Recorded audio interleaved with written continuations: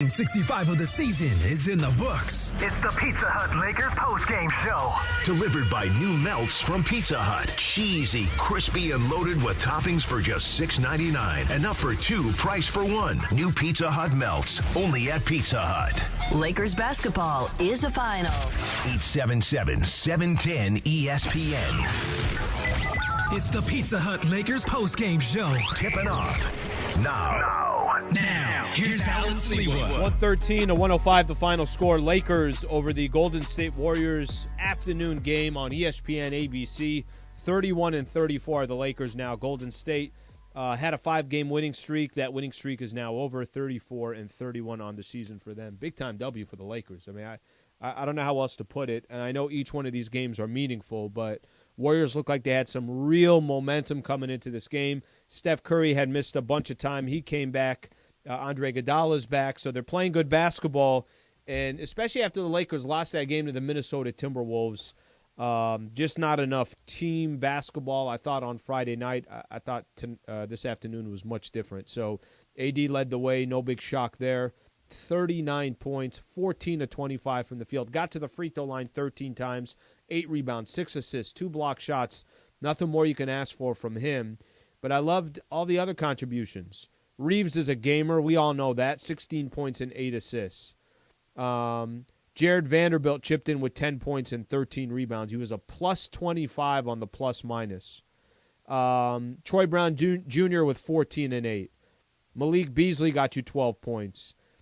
Dennis Schroeder, 11 points and 6 assists, even though he struggled from the field.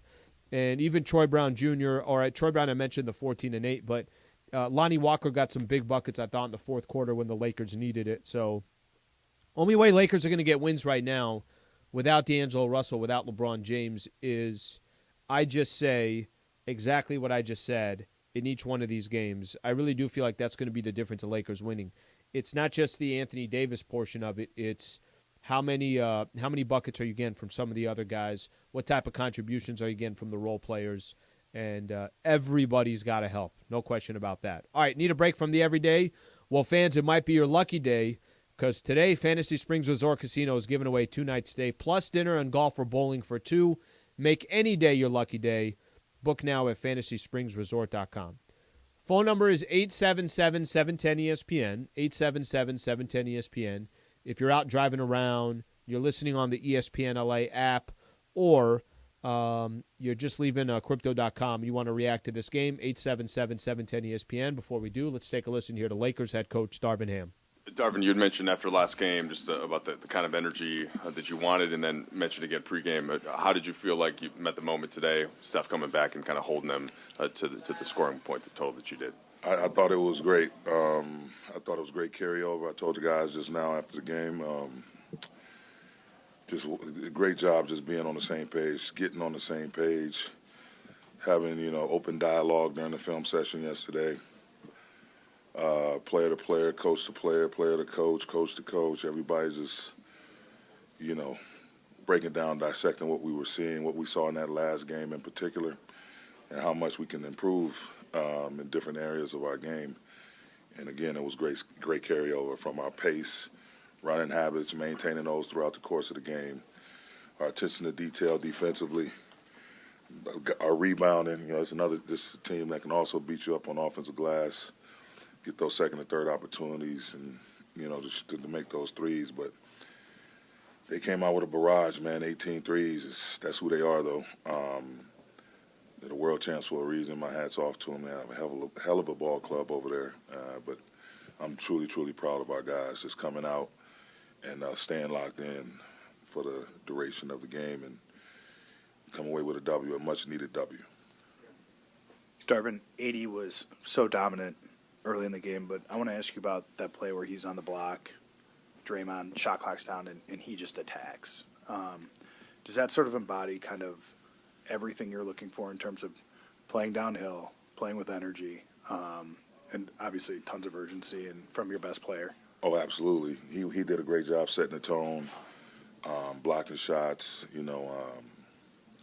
A has been the rock.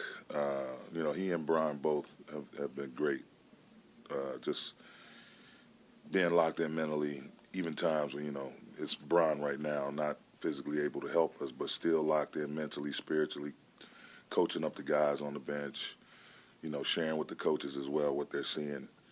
And just, the thing we came into the season saying we wanted to play fast, physical, and free with force. And, he exuded all of those words on the offensive end tonight. And the thing I kept telling them is, Golden State, they're a very capable defensive squad, always at the top year in and year out. They force you into different compromising situations with their lateral quickness and their ability to help off and help one another switch off the ball, switch on the ball.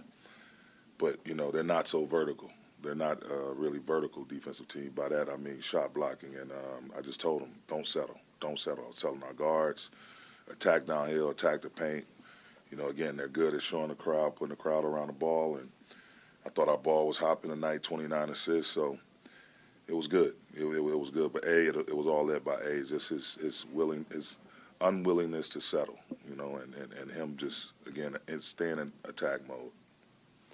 Darvin, 38 last game for AD, 39 tonight. Do you feel like he's fully back offensively to where he was earlier in the season? He's playing, again, first and foremost, he's playing pain-free. He's in a really great rhythm. We have some different pieces around him with some guys that he can really play off of at a high level. And, he's smiling. He's fighting through a lot, getting hits to the face, to the arms, scratches, everything. He's battling through it all. And I just feel like I see it. He's just in a great, great place right now. Darvin, how impressed were you by Troy being able to start games, come off the bench, back to starting, just being able to play his role? We have a few guys, Troy, Austin, Vando now, who are Swiss Army knives. They play in that 2 to 4 position, and they're able to do a little bit of everything from different areas of the rotation. And Troy, he's at the top of that list. It's just great to have a kid like that the way he shoots the ball, the way he can put it on the floor, he gives you rebounds. It's great he played 41 minutes tonight, but, we needed him out there, all 41. The way the job he did on Clay, when he got cross-matched on different guys, he earned his weight in gold tonight. But it's been a pleasure. He's another one, just a pleasant kid to be around, and it's been a pleasure to coach this season. Darvin, when you look at some of those sequences, I think of, when they tied it up at 91, you guys score 7 straight, and then, Steph hits a 3 that put them within 2, and there's that sequence kind of ending with AD. What did you kind of see when your team was kind of facing the threat of Golden State taking the lead back, and was there sort of a common thread in some of those plays there? Yeah, I saw my team get disappointed that, it may have been a breakdown or two here and there, but they never got discouraged. And that's the thing we've told them. Don't get discouraged. Just play harder, compete harder. And I saw that. We call a timeout or it'd be a stop and play, and we try to regroup as quickly as possible. And then I try not to make the same mistake twice. But there was concern on our faces for sure. But there was never any panic or discouragement. Never dropped our head, dropped our shoulders. We kept up the energy physically, kept up the energy with our spirit, our team spirit, and just tried to, again, have a next play mentality and try to make sure, different lapses on either side of the ball didn't continue to happen. Lakers head coach Darvin Ham right there. So Lakers get the win over the Golden State Warriors, 113-105, the final score. When we come back, take some of your phone calls, 877-710-ESPN. Plus, we'll get a chance to hear from AD, who dropped 39 tonight. Stay right here. This is the Pizza Hut Lakers postgame show on 710 ESPN. One more pickleball is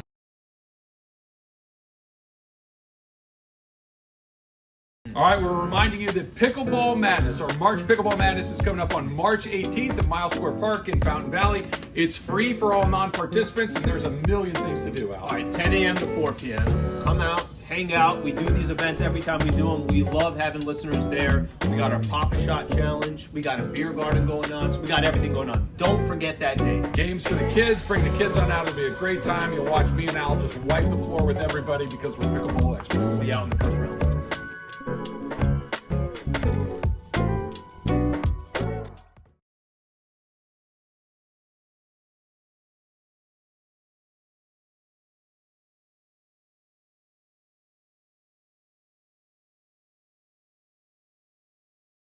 All right, I'm talking to all 710 listeners right now. Let's start off with this. March 18th, it's a Saturday afternoon. Miles Square Park in Fountain Valley. That is where I am about to teach everybody a little bit about pickleball. And the reason is because you see my father here is a world champion pickleball player. And while I have never played pickleball, not one time in my entire life, I already got my own racket, which means I'm about to kick some you-know-what. So come on out and support. Be there. We'll all watch college ball games together, and we are going to win.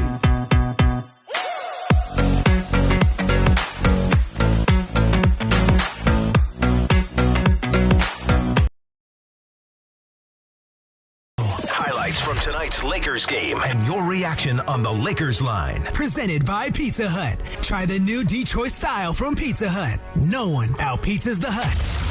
Hi, this is Anthony Davis of your Los Angeles Lakers. Hi, it's LeBron. The Lakers play here. It's time for Lakers Postgame with Sliwa. Now, here's Alan Sliwa.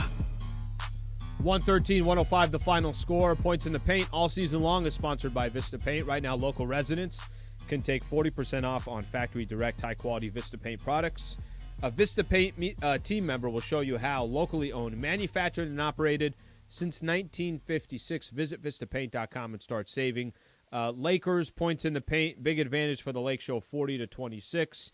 You got to have that, especially because you know the Warriors are going to make more threes than you. Warriors hit 18 threes, Lakers hit 11, so that's kind of the difference there. Lakers were able to hold on even though the three-point shooting wasn't there. Both teams, nothing crazy from three, by the way. 35% for the Warriors, 33% for the Lakers. All right, let's take a couple phone calls here, then we'll get to AD. Jeremy in Redondo Beach. What's going on, Jeremy? Hey, Slee, how are you? I'm good, man. Thanks for calling in. Good. A couple quick things. First, what a great victory. Great win. Two things about this. When you have these additional players that the Lakers picked up, it really puts the rotation in a better order. And you got Troy Brown and Lonnie Walker and Reeves coming off the bench. When we get LeBron back and D'Angelo, I think we're going to hopefully be in the playoffs and do a good thing. The next quick thing is with the coach, Darvin Ham. I'm not really a big fan of his. I think he gets out-coached a lot. But the best thing he did all year, Slee, was calling the team out the other night and saying the things that he said in the interview. That was the best thing he could have done all year long. Appreciate you calling in. Thanks for calling in, Jeremy. Okay, a couple things. On your first point about the role players and how they kind of have a little bit more of a defined role, I'm going to keep harping on this. Trust me when I tell you this. D'Angelo Russell would help the Lakers out so much right now that I don't know when Bron's going to come back. I have no idea. Who knows if he'll have the ability to come back with a couple games left in the regular season. Maybe he won't. I genuinely don't have an answer. I know they're going to reevaluate him in now a little bit less than 3 weeks. But the D'Lo part, who has now missed, I want to say 5 straight games. Lakers played the Warriors first game back. That's when he got injured. First game back from the All-Star break. I think the looks that you want Beasley to get, the easy buckets that Jared Vanderbilt can get, the pressure it takes off of Dennis Schroeder, I think D'Angelo Russell can really be a big piece of all that. He's just not back yet, so I think it's only going to get better when he returns. And the part about Darvin Ham, I know what you're referring to. He basically said that felt like their energy was off on Friday. They weren't playing fast enough. I'm reading exact quotes here. They're fighting for their life as well. He's talking about the Timberwolves. He didn't feel like the Lakers had a sense of urgency. Maybe it's good to call them out. I will tell you that for 90, probably 8% of this game, Lakers had a lead. So that urgency was certainly there. And it wasn't perfect. I'm going to say that again, but it was enough to get it done. Joe in the Inland Empire. What's going on, Joe? What's up, Alan? How you doing? I'm good, brother. Thanks for calling in. Yeah, I just want to say, man, I'm happy we pulled out the win. I honestly didn't see it coming. But this whole week, I've just been so exhausted by everybody just ripping AD, like putting way more pressure on them than needed. Like, it's like they want the AD to be LeBron, you know, and not too many people can be LeBron.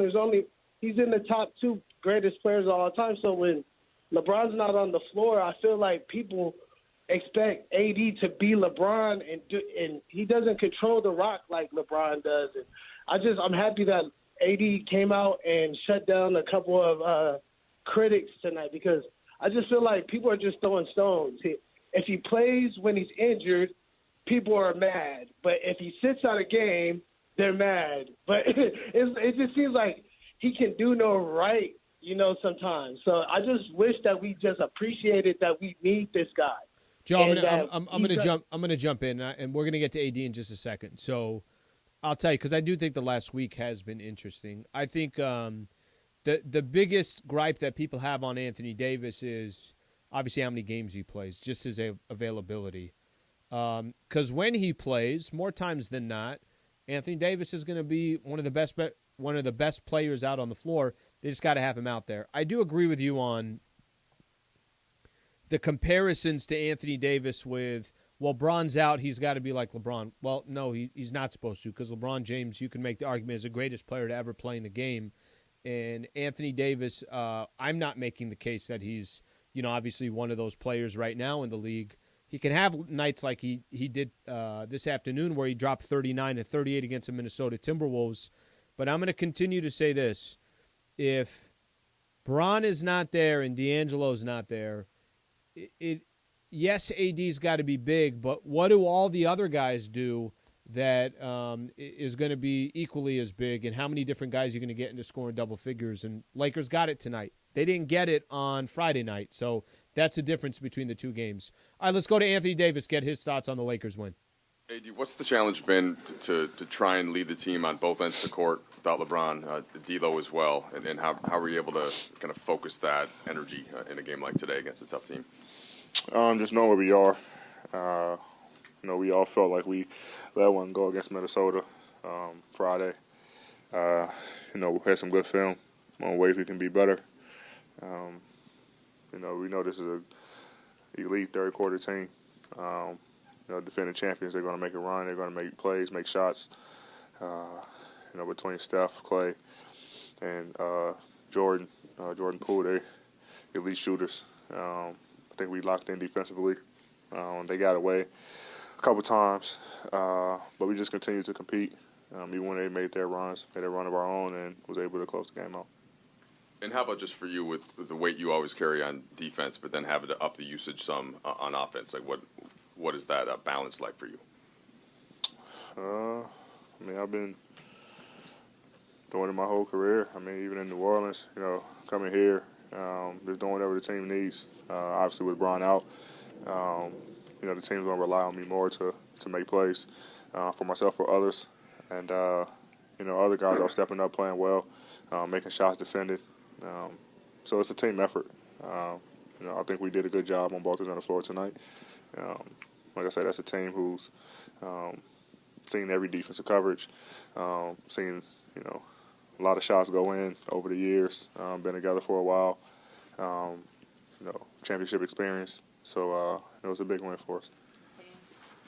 Eddie, kind of a two-part question.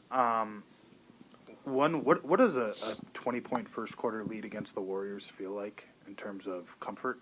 And then secondly, you guys were able to hold them off, and it felt like, when you scored on Draymond on that baseline drive, that felt like maybe that was kind of, you'd given yourself enough cushion.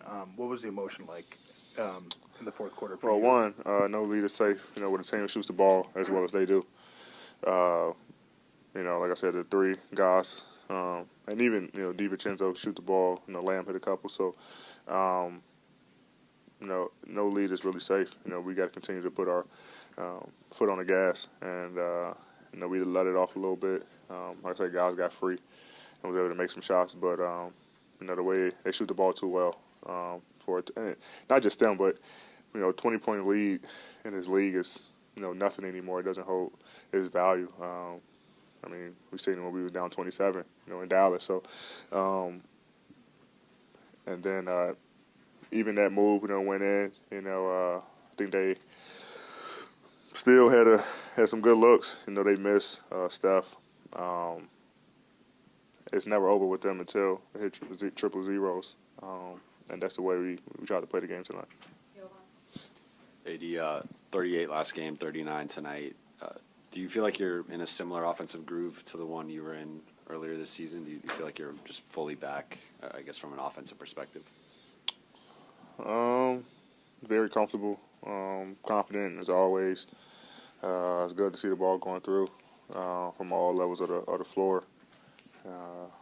Trying to do my part, but just being a little bit more aggressive, but also trying to make the right plays for our guys, get them going as well, which is going to open the floor up even more for me late games.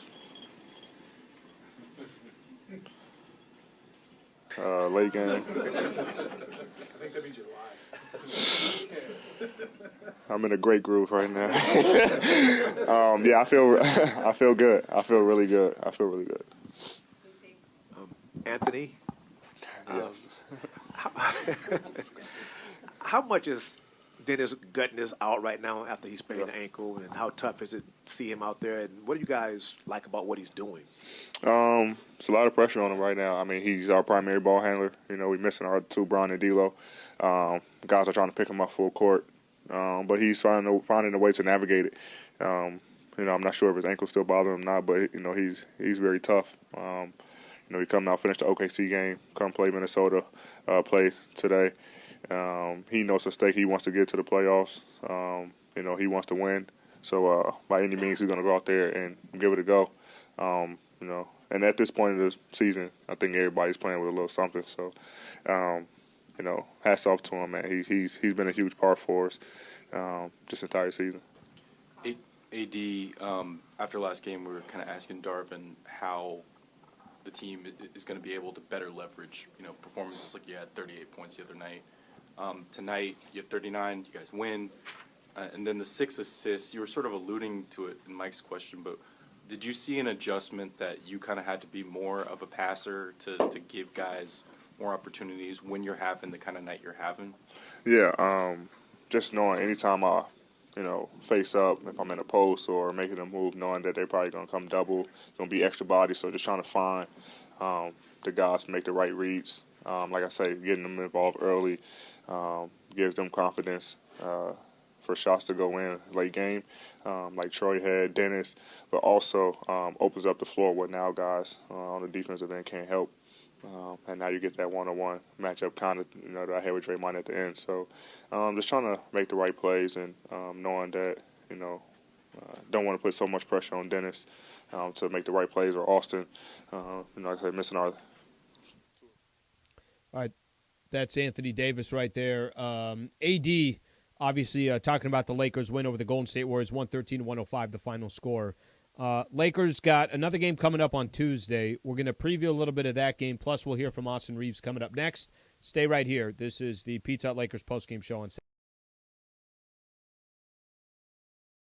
All right, we're reminding you that Pickleball Madness, or March Pickleball Madness, is coming up on March 18th at Miles Square Park in Fountain Valley. It's free for all non-participants, and there's a million things to do, Al. All right, 10 a.m. to 4 p.m. Come out, hang out. We do these events every time we do them. We love having listeners there. We got our Pop-A-Shot Challenge. We got a beer garden going on. So we got everything going on. Don't forget that day. Games for the kids. Bring the kids on out. It'll be a great time. You'll watch me and Al just wipe the floor with everybody because we're pickleball experts. We'll be out in the first round.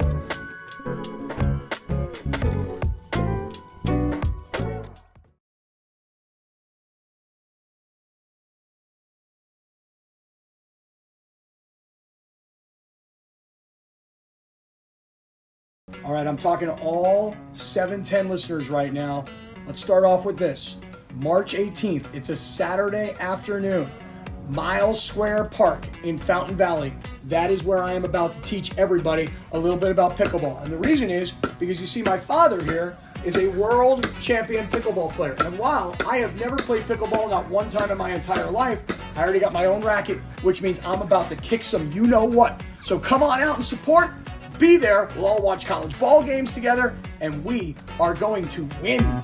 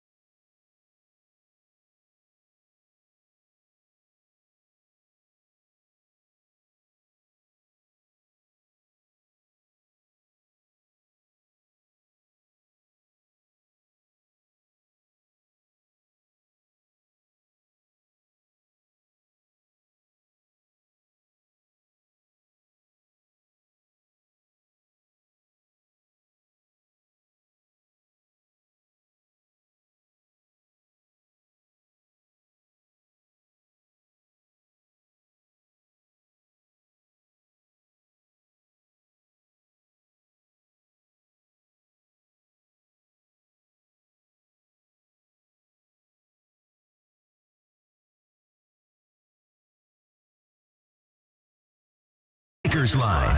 The Los Angeles Lakers on 710 ESPN. Presented by Pizza Hut. Try the new Detroit style from Pizza Hut. No one out-pizzas the Hut. Once again, Here's Alan Sliwa. 113-105, Lakers over the Golden State Warriors. Lakers now. So you go look at the standings. I mean, inching closer and closer to that number 10 spot. Lakers now 31-34 on the season. So they're a half game behind the Pelicans and the Utah Jazz. Both of those teams are sitting at 31-33. So half game behind both of those squads. And even the Clippers only a game and a half in front of the Lakers. So it's kind of interesting how things have gone here over the last couple of weeks. The Thunder and the Blazers just a game back behind the Lake Show. So it's not by any stretch of the imagination, even if the Lakers find themselves in a tie for 10th or get up to 10th this upcoming week, nothing is safe. Literally nothing is safe. Something to keep in mind, the Blazers and the Magic are playing right now. So to 53-51, Portland has a 2-point lead on Orlando. Laker fans, be rooting for the Orlando Magic. Later tonight, another game, Jazz and the Thunder. So if the Thunder win that game, then the Lakers will be tied with the Utah Jazz for the number 10 spot. So keep all that in mind as we continue to figure out if the Lakers can get in this playing tournament. Mike in the OC. What's going on, Mike? Hey, guys. Thanks for having me on. Got it, man. So wanted to kind of ask you guys a question. I'll try and make it so I'm not so wordy. But in regard to Anthony Davis, obviously it's no secret, when LeBron passed Kareem, we all saw the body language from Anthony Davis, and it feels like the last couple of weeks or, specifically the last couple of games, he's had a chip on his shoulder. And I think, he's trying to prove that it's his team. And kind of my question for you guys is, do you think that's a good thing going forward, a bad thing? And obviously it's not a negative. He's going to play hard and want to show it's his team, but do you think that's going to interrupt with any chemistry, moving forward with LeBron and him? I mean, granted, yes, the professionals, but you can just kind of tell there's something different, right, with the overall chemistry that they may have. And it's showing that he's playing really well, yes, but how does that, pick back up when LeBron gets there, D'Lo gets there? Yep. Do you think it's good moving forward, bad moving forward? What's your thoughts? Mike, appreciate you calling in. So I don't have any issues I don't think LeBron or Anthony Davis have any chemistry issues. I really don't. They obviously won a championship together. I think the biggest frustration, I'm sure, for Braun is just having AD around on a night-in, night-out basis, and it doesn't seem like they've been able to pull together 30, 40 straight games together in a couple of years. So, listen, Braun he's a made man. There's nothing left for him to accomplish. Anything he gets at this point on top is just it's just gravy. Now, that doesn't mean he doesn't want to. I mean, if the Lakers are in a position here in the next couple of weeks where they're in that playing tournament, Braun's feeling better to come back, maybe the Lakers can be dangerous and make a little bit of a run. But I got the chip on the shoulder, the Anthony Davis portion, who's franchise, that means nothing, because ultimately at the end of the day, they're playing together now. I think the questions of what this team's going to be in a couple years kind of irrelevant at this point, because once that page or that chapter ends with LeBron James and Anthony Davis, everything's going to have to change. And this is not a baton passing from Braun to AD. Obviously, AD is going to need some real help around him, whatever that looks like down the road. But that I'm not concerned about. AD plays some good basketball, get D'Angelo Russell back, have these role players contributing, and let's see if the Lakers can make some type of a push here over the final now 17 games of the season. Let's take a listen to Austin Reeves. Reeves doing it again. He had another 16 points and 8 assists today. Here's Austin Reeves on the Lakers win. Austin, just your role right now, coming off the bench, but needing more usage, right? Whether making plays or looking for your own shot, just given who's on the floor and not. Does that impact at all the way that you see? Just try to make the right play, like I've said a billion times. And it worked today, so it's a happy day. But there are contexts, though, within that where you do have to do a little more, though, right? Yeah, for sure. I mean, obviously you got Braun and AD out where or Braun and D'Lo out. They have the ball in their hands quite a bit, so you kind of try to fill that void, not just with me, obviously, but, other guys as well. I thought, Troy stepped up and played a really, really good game on both ends of the floor, shot the ball well. But like I said, it's not just me, getting trying to do what those guys do. It's more so, playing the way that I like to play, the way that I feel can help our team, and then everybody else, doing a little bit of the same, pitching in to try to fill that void without Brown and D'Lo. Austin, 80 at 39, and hit a couple free throws late, had that baseline drive against Draymond, and hit that floater. What did you see from him tonight, especially kind of down the stretch of the game, just making winning plays?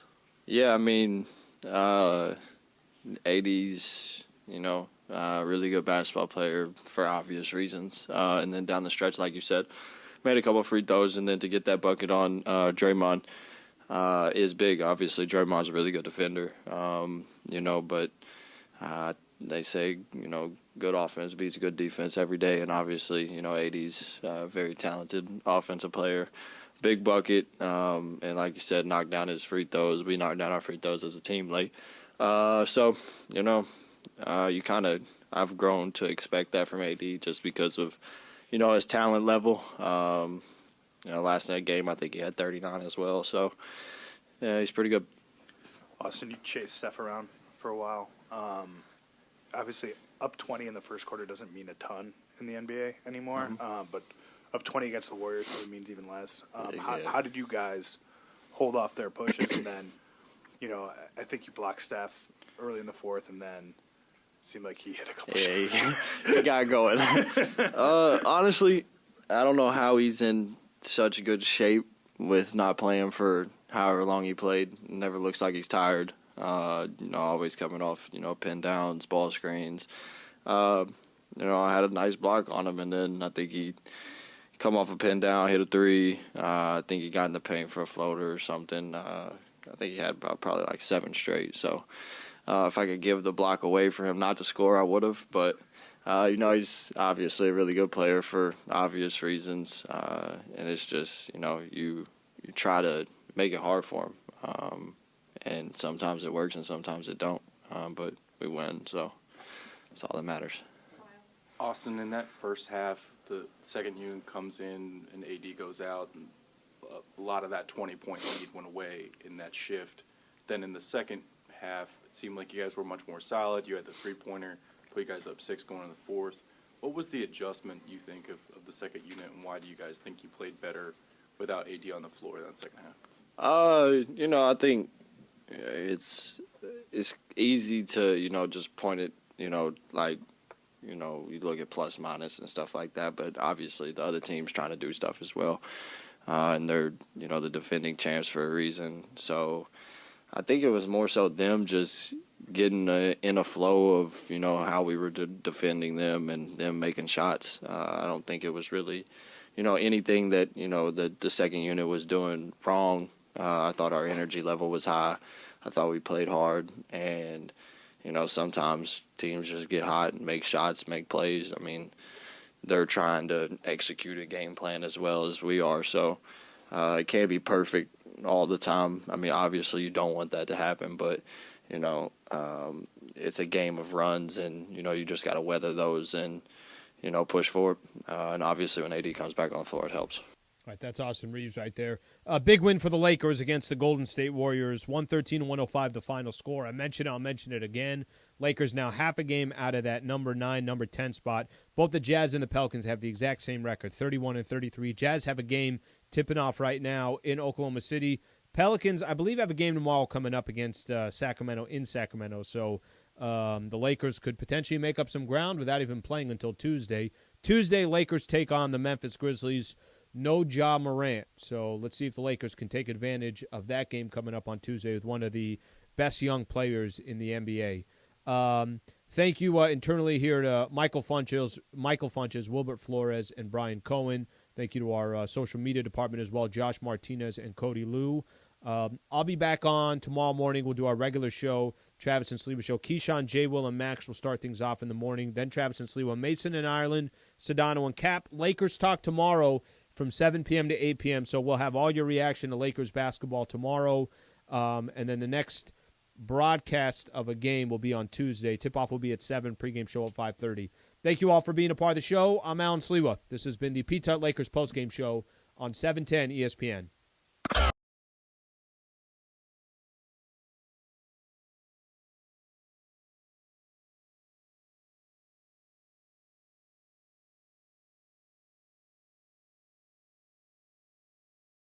By new melts from Pizza Hut. Cheesy, crispy, and loaded with toppings for just $6.99. Enough for two, price for one. New Pizza Hut melts. Only at Pizza Hut. Presented by CallJacob.com. Winning matters. That's why after an accident, you have to go to CallJacob.com.